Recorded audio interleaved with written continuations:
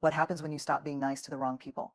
There's a moment, quiet, powerful, and terrifying, when you realize that being nice has cost you something sacred. Not just time, not just energy, but pieces of yourself. You've smiled when you wanted to cry. You've said it's fine when it wasn't. You've stayed silent to keep the peace, even though your soul was screaming. And maybe, just maybe, you thought that if you were kind enough, patient enough, forgiving enough, someone would finally see your worth. But here's the truth no one talks about. Being nice to the wrong people doesn't make you a better person. It makes you a target. It makes you small in rooms you were meant to shine in. There's a very thin line between being kind and being used, between being understanding and being dismissed. And if you've ever found yourself exhausted, not from giving but from being taken for granted, then you know exactly what I'm talking about. When you stop being nice to the wrong people, something radical happens. You stop shrinking. You stop apologizing for existing. You stop negotiating your worth with people who never deserve to hold the pen in your story. You stop being the version of you that was built on fear, fear of being alone, fear of being disliked, fear of disappointing people who never really showed up for you in the first place. This moment,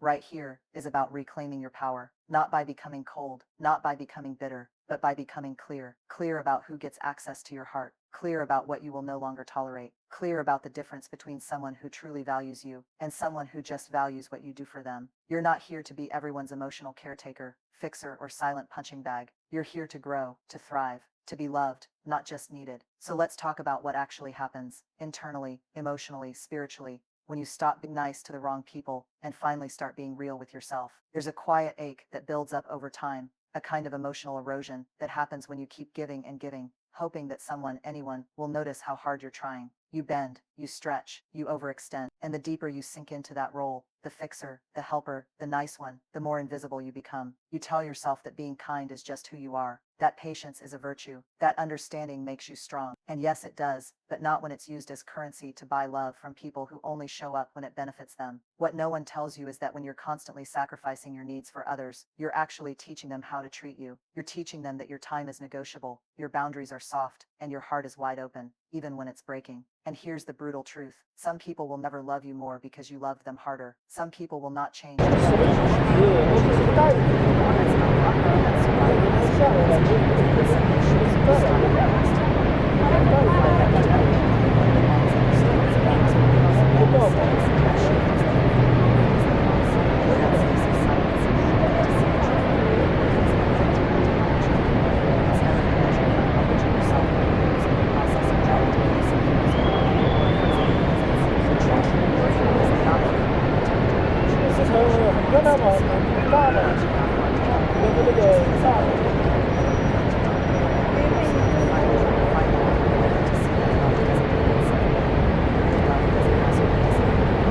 Someone else feel bigger. And as that realization takes root, something inside you begins to rise. Not bitterness, not anger, but clarity. Clarity that your kindness is still beautiful, but it is no longer for sale. There's a loneliness that exists even in crowded rooms, a kind of emotional isolation that happens when you're surrounded by people, yet still feel unseen. You show up, offer your time, your attention, your loyalty, but somehow it never feels like enough to be truly valued. And the truth is, when you're constantly giving to the wrong people, you're not just drained, you're blocked. Blocked from receiving, blocked from connection, blocked from the kind of love that doesn't need to be earned, explained, or chased. But when you stop being nice to the wrong people, when you stop answering calls out of guilt, when you stop going to gatherings that leave you feeling emptier than when you arrived, when you stop pretending that you're okay with one-sided friendships and conditional love, something powerful happens. You create space, not just on your calendar, not just in your social circle, but in your soul. You begin to clear the noise, and when the noise quiets, the right people start to hear you. The ones who don't just tolerate your presence, but treasure it. The ones who see the cracks and stay anyway, not to fix you, but to hold you, to remind you that you don't have to work so hard just to be loved.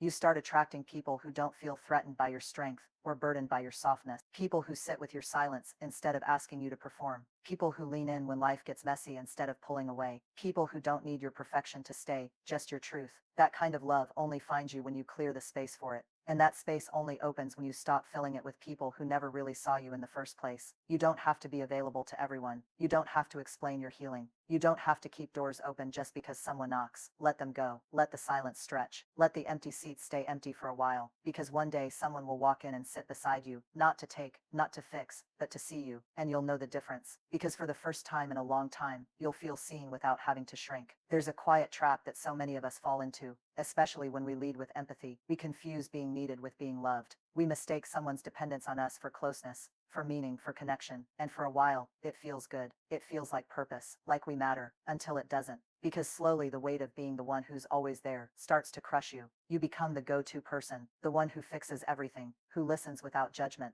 who picks up the pieces. But when you fall apart, the room goes silent, and you begin to realize that being needed isn't the same as being chosen. Being needed is transactional. Being valued is sacred. When you're needed, people show up for your usefulness. When you're valued, people show up for you. There's a difference between someone calling you because they're lonely and someone calling you because they miss you. There's a difference between being someone's emergency contact and being their emotional home. And when you stop being nice to the wrong people, that difference hits you in the gut, because suddenly you see it. Your kindness became a lifeline for people who never intended to give anything back. They didn't ask how you were doing. They didn't show up when you were in need. They didn't see you as a person. They saw you as a solution. But you are not here to be someone's emotional safety net while they continue to abandon themselves and drag you down with them. You are not a therapist in a friendship. You are not a healer in a relationship. You are a human being with your own needs, wounds, and heart that longs to be held.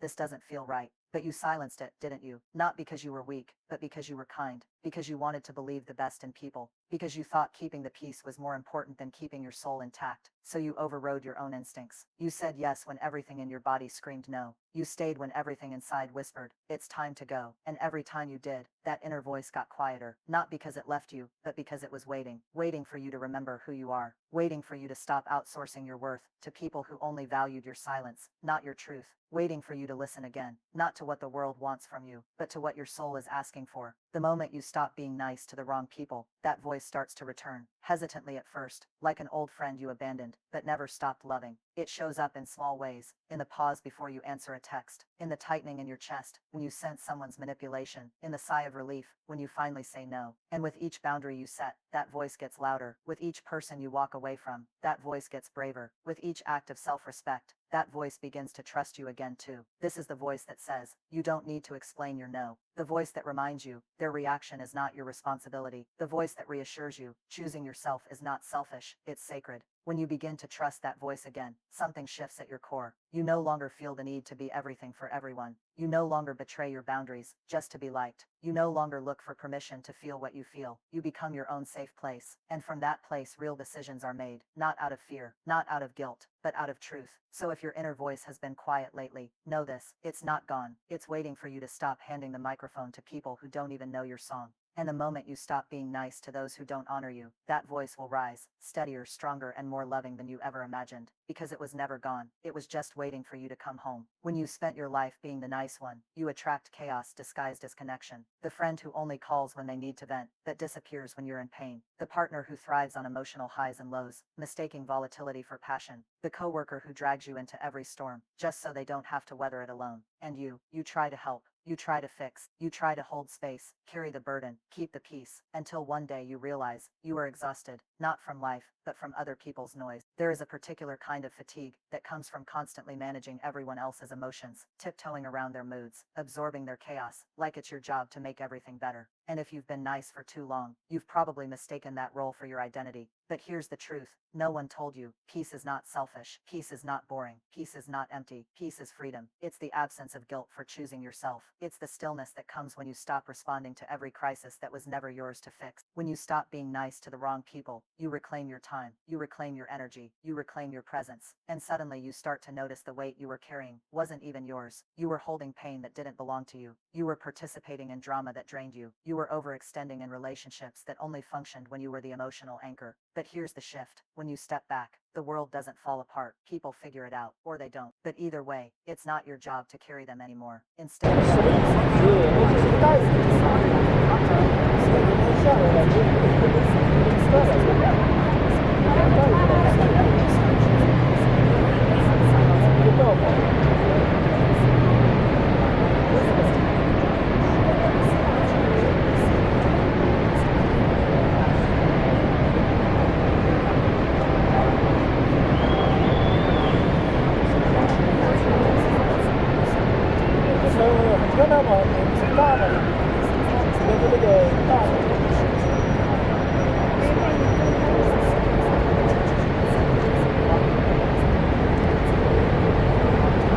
Might have been born out of a wound that said, if I'm good enough, patient enough, forgiving enough, maybe they'll stay, maybe they'll love me back. And so you overextended, you gave too much too soon, you excused bad behavior, you romanticized red flags because your heart didn't know how to do anything but try harder. You weren't loving from wholeness, you were loving from a place of fear, fear of being left, fear of not being enough, fear of repeating old pain. And when you're loving from a wound, you don't love with boundaries, you love with sacrifice. You think love means losing yourself so someone else can feel whole. You think it means tolerating what hurts, because walking away feels like failure. But it's not failure, it's freedom. Because the moment you stop being nice to the wrong people, when you finally stop pouring into those who only take, when you stop chasing validation through emotional labor, you begin to heal. And that healing changes the way you love. You start asking new questions. Does this person nourish me, or do they need me to shrink? Do I feel safe with them, or do I feel responsible for keeping them comfortable? Am I being loved, or just used to fill someone else's emptiness? The answers don't always come easy, but healing rarely does. And yet, as you start choosing differently, everything shifts. You stop settling for love that only comes when you're useful. You stop confusing intensity for intimacy. You stop abandoning yourself just to be accepted. Instead, you begin loving from wholeness. You show up without trying to earn your place. You speak your truth without fearing rejection. You love without losing your voice, your values, or your sense of self. And here's the most beautiful part. When you love from wholeness, you attract wholeness. People who meet you where you are, not where they need you to be. People who don't flinch when you set boundaries. People who don't call you too much when you show up fully, because they're not threatened by your light. They're drawn to it. They're not intimidated by your strength. They honor it.